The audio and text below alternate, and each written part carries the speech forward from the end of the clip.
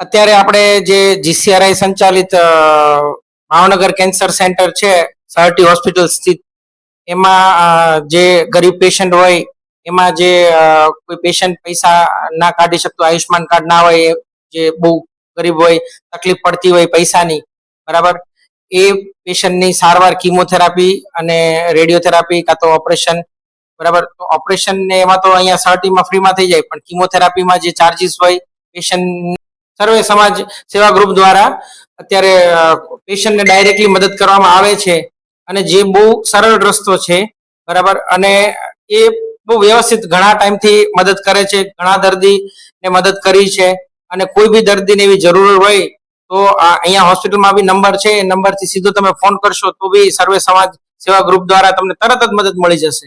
કોઈ બેઝિકલી પેશન્ટને સીધું એમને જે બી મદદ જોતી હશે ડાયરેક્ટ પેશન્ટને મદદ મળશે, એમાં કોઈ સીધે સાદો રસ્તો, એમ કોઈ બી એમાં કોમ્પ્લિકેશન નહીં, એકદમ ઇઝીલી.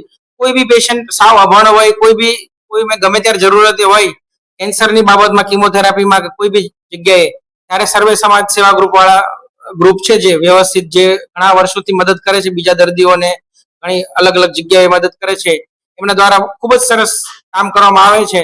અને એ આપણે અહીંયા હોસ્પિટલમાં એમનો નંબર, એમને આપણે કોન્ટેક્ટ કરીએ એટલે તરત જ આપણે વ્યવસ્થિત મદદ મળે છે.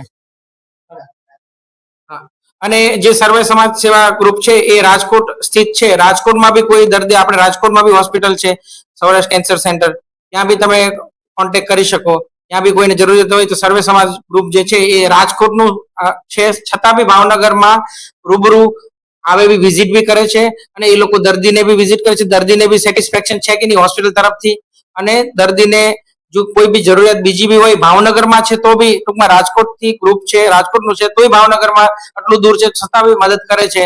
અને પેશન્ટ અને એમને સેવા કરવામાં કોઈ બેઝિકલી ભરોસા સાથે અને એમને કઈ કોઈ ખોટું ના થાય એ રીતે મદદ કરે છે, બરાબર.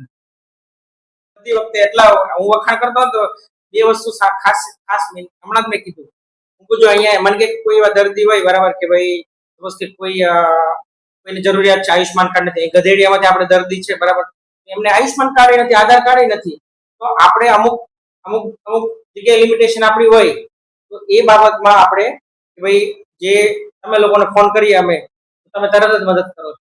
અને એમાં કેવું હોય, કિમોથેરાપીમાં તો સવારમાં આવ્યા, સવારમાં કે આ પેશન્ટની ડિટેલ મોકલો, ના કરો, આખો દિવસ જતો રહે, પેશન્ટ હેરાન થાય, પેશન્ટ દૂરથી આવ્યું હોય, બરાબર, તો એ પેશન્ટને આપણે ફોન કરીએ કે ભાઈ હા ભરતભાઈ, ભાઈ તમને આ પેશન્ટનું બિલ મોકલીએ છીએ, પેશન્ટને આપી દેજો, પૈસા આપજો, પેશન્ટ તરત જ હેલ્પ મળી જાય. બહુ વસ્તુ સારી છે, એકદમ સીધી છે, વિશ્વાસ છે. તમે કીધું એટલે કન્ફર્મ આવી હરિયાણાનું થતું હોય તો કરી શકાય, પણ અહીંયા તો કરી તમે ત્યાં કરો, અહીંયા કરી જ છે. લાઠી લગી આવે સરસ. અહીંયા પણ અહીંયા કેવું થાય, અહીંયા પછી આપણે અહીંયા સદવિચારમાં મોકલીએ, પણ એ તો હરિયાણા તમે મદદ કરી શકો, પણ અહીંયા આવડે ને થોડું ભાઈ અમારો વર્કલોડ એ થઈ જાય, એટલે એ તો તમારે મોકલવું હોય તો તમે પાર્સલ કરી દેજો, હવે પેશન્ટ આપી દે, જરૂરિયાતમંદ પેશન્ટ હોય એમનો કદર કહી દેવાનો, જે બસમાં મોકલી કરી, કોઈ મા બાપ મોકલી, લગન પરિયાવર, ઓકે. એ તો કોઈ આપણે કેવું કરવાનું, જો વસ્તુ નહીં, એ બેઝિકલી એ વસ્તુ આપણે કરી શકીએ અહીંયા. એમાં કેવું કરવાનું ખબર, અહીંયા જે કેન્સરના દર્દી આવતા ને એના લિમિટ તમે તો ત્યાં ઓલરેડી કરો જ છો, બરાબર. એટલે સપોઝ કે કોઈ પેશન્ટ છે, બરાબર, દર્દી છે, ફિમેલ પેશન્ટ છે, એની કોઈ એ લોકો ગરીબ હોય, બરાબર, એને કદાચ કરવાની પણ ભણવામાં મદદ કરવી હોય તો હું ફોન કરીશ ત્યારે ધ્યાન મંજરીમાં જ ભરેલા અત્યારે સાહેબ જ બોલે હે એટલે ચોવી બદલા. વાહ, સરસ કામ છે તો ખરેખર યાર. પેલો કોઈ એ નહીં, આમ લાઈક હું કામ કરતો ને મને ખબર હોય, એટલે અમે કામ કરીએ એટલે સપોઝ કે તમે લોકો જે કામ કરો ને એમ હું કામ કરું છું સેવાનું, એટલે મને ખબર છે કે ખરેખર સેવાનું કામ કરવું બહુ અઘરું વસ્તુ. કારણ કે અમે અહીંયા હોઈએ 9 થી 5 કોન્સ્ટન્ટલી મદદ કરતા હોઈએ, એટલે આપણે આપણા માટે અમારા માટે કરતા હોય, પણ એમાં પછી સપોઝ કે ભાઈ ગવર્મેન્ટ હોસ્પિટલ છે તો આપણે ગવર્મેન્ટ હોસ્પિટલ જેવી મદદ કરીએ એવું નહીં કરતા. અમે અહીંયા આપણે કોઈ બી પેશન્ટ હોય તો આપણે ફૂલ મદદ કરીએ, થઈ જશે. તો પેશન્ટ રોતું હોય, પૈસા જોતા હોય કે હા ચલો વાંધો નહીં, ટિકિટ ભાડા નથી લ્યો, આપણે ઘરના કાઢીને આપી દીધા, અને જે સારવારમાં અમે મદદ કરતા હોય, પેશન્ટની સારવાર વ્યવસ્થિત થાય એ રીતે અમે મદદ કરતા હોય. તો અમે મદદ કરતા હતા, આપણને ખબર હોય કે તમે લોકો મદદ કરતા કેટલી મહત્વની એકચ્યુઅલી મદદ કરવા વાળાને ખબર હોય અને જેને જરૂરિયાત હોય ને એને ખબર હોય, બાકી તો વાતું જ થાય. સમજણ? એ તો મને ખબર છે કારણ કે હું મદદ કરતો, તમે લોકો કરો છો સાથે, અને દર્દીને મદદ થાય છે ને દર્દીને છે ને કામ અટકતું નહીં. મેઇન વસ્તુ. અને અમારે અહીંયા એનજીઓ છે તે બીજા પણ એ કોમ્પ્લિકેશન એ નોર્મલ પ્રોસેસ છે, એનજીઓ છે, પણ તમારું એકદમ કે ભાઈ બસ પેશન્ટ છે, કોઈ એ રીતના નહીં કે પેશન્ટ છે, પેશન્ટનું બિલ મોકલો, પેશન્ટના ખાતામાં જમા થઈ જાય, બરાબર, હોસ્પિટલના, બરાબર, સિમ્પલ વસ્તુ છે, એકદમ સિમ્પલ. એટલે બહુ સરસ વસ્તુ છે. એટલે તમે હોસ્પિટલના જે એકાઉન્ટમાં પેશન્ટના રિલેટિવના જેના એકાઉન્ટમાં નાખતા, એટલે એ બસ બરાબર છે, એ ખરેખર સારી વસ્તુ કહેવાય. હા યાર, હોસ્પિટલ વાળા કરતા શું એવું થાય. પેલા એ વસ્તુ સમજવી બહુ મહત્વની. રાજકોટમાં પ્રાઇવેટ હોસ્પિટલમાં અમારે ફોન કરી દે ને તમે ચાલુ થઈ જાય, દર્દીને પેમેન્ટ ન હોય તે હેરાન ન કરે. પ્રાઇવેટ હોસ્પિટલ નિસ્વાર્થપણે ખરીદની થશે. સેવા કરો તો સ્વાર્થ હોય જ તે અંદર. હા, પણ એ ભલે ને એ સ્વાર્થ સાથે આપણે સેવા કરવી. સપોઝ કે ભાઈ આપણે ગાયને ખાવાનું આપતા હોય તો વધેલું ઘટેલું આપો એટલે સેવા ના કહેવાય. પહેલેથી બનાવો તો કહેવાય. પહેલેથી સવારમાં જ વિચાર્યું કે ગાયને આજ હું રોટલી ગરમ આપીશ તો છે. એ આપણું માઇન્ડમાં થોટ છે, વિચારોના લીધે ટૂંકમાં સમજ કે ભાઈ હા હું અહીંયા છું, બરાબર, અને મદદ કરવી પડશે એવી રીતના નહીં. તમે લોકો આપણે અને અમે તો એવું વિચારીએ કે ભાઈ જો પેશન્ટ જે આવે, બરાબર, આપણા નસીબ સારા છે કે આપણી પાસે સેવા કરવા આવ્યા, એના નસીબ નહીં, આપણા નસીબ.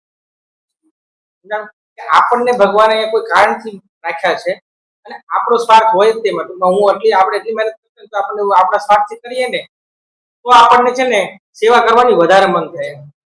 આપણે ભલે તોય સ્વાર્થથી જ સેવા કરવાની વાત.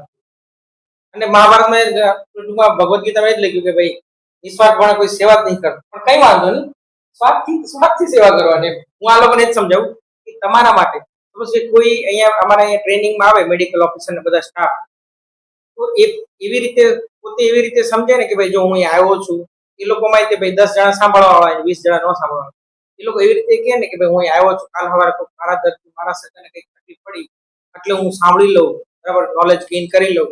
તો કે સપોઝ કે ભાઈ આ જે શું કહેવાય બધી વસ્તુ અન્ડરસ્ટેન્ડ કરી લઉં પછી આપણે મદદ કરી શકીએ. તો ભલે કોઈ બી કારણ નથી પણ એ સાંભળે ને કાલ સવારે એમને કંઈક કોઈ દર્દી આવ્યું, કોઈ સગા હોય તો એમને ખબર હોય, આવ્યા હોય તો સાંભળ્યું હોય તો આ વસ્તુ અહીંયા થાય. એ વસ્તુ છે એ તો અમે કહીએ જ છીએ. અમારે ઈએસઆઈ નું શરૂ થઈ ગયું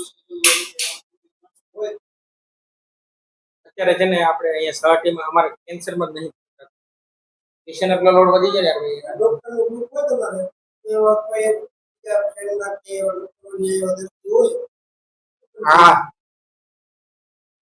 એવું કે હશે તો હા, અમુક વસ્તુ જે આપણે ન કરી શકતા એવું હશે તો તમને કહીશ.